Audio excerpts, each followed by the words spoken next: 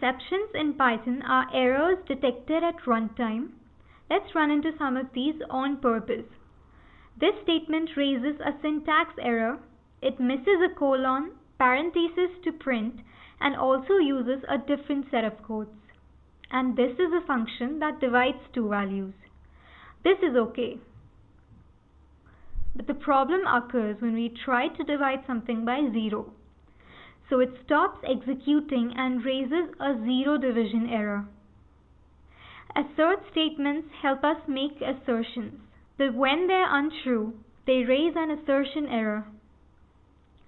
This is a class fruit. It has no color attribute, so raises an attribute error. And so does this statement because lists have no sort attribute. The math module contains no square function, so raises an import error.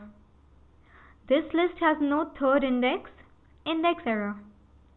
And this dictionary has no key for, key error. This is an infinite loop.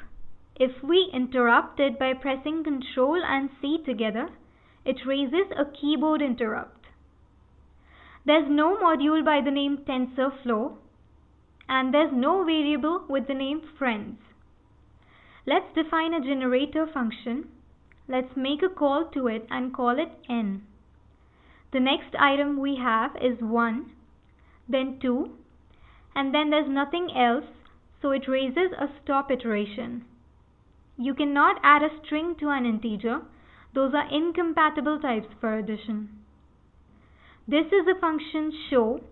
It increments cat by 2. This raises an unbound local error because we tried to access cat without assigning to it first. 3.5 does not convert to an integer without losing value, and once again, you cannot divide a value by 0.